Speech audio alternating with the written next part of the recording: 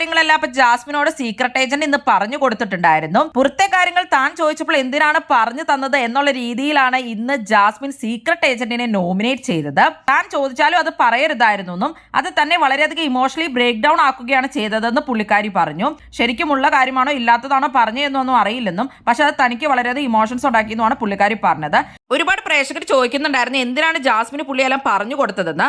പുള്ളി എല്ലാ കാര്യങ്ങളും പറഞ്ഞു കൊടുത്തത് ജാസ്മിനെ തകർക്കാൻ വേണ്ടിയായിരുന്നോ, അത് പുള്ളിയുടെ ഒരു ഗെയിം ആയിരുന്നോ, നിങ്ങൾക്ക് എന്താണ് തോന്നുന്നത്? പിന്നെ ജാസ്മിൻ സീക്രട്ട് ഏജന്റിനെ പറ്റി പറഞ്ഞത് എന്താണെന്ന് വെച്ചാൽ സീക്രട്ട് ഏജന്റ് ജാൻമോണിനെ നോമിനേറ്റ് ചെയ്യാൻ വന്നപ്പോൾ പറഞ്ഞിട്ടുണ്ടായിരുന്നു ജാൻമോണിനെ എല്ലാവർക്കും പേടിയാണെന്നുള്ള രീതിയിലൊക്കെ, അതുകൊണ്ടാണ് ഇവിടെ ഉള്ളവരൊക്കെ റിയാക്ട് ചെയ്യാത്തതെന്നൊക്കെ. അപ്പൊ ജാസ്മിൻ പറഞ്ഞത് ജാൻമോണിനെ പേടിയായിട്ടല്ല ഞങ്ങൾക്ക് സ്നേഹമായിട്ടാണെന്നും മറ്റുള്ളവരെ റിയാക്ട് ചെയ്യാത്തതിന് മറ്റുള്ളവരെ ആയിരുന്നു നോമിനേറ്റ് ചെയ്യേണ്ടിയിരുന്നതെന്നും അല്ലാണ്ട് ജാൻമോണി ആയിരുന്നില്ല അതും പറഞ്ഞ് നോമിനേറ്റ് ചെയ്യേണ്ടതെന്നുമാണ് ജാസ്മിൻ സീക്രട്ട് ഏജന്റിനോട് പറഞ്ഞത്. അങ്ങനെ ജാസ്മിൻ മാത്രമാണ് സീക്രട്ട് ഏജന്റിനെ നോമിനേറ്റ് ചെയ്തത്.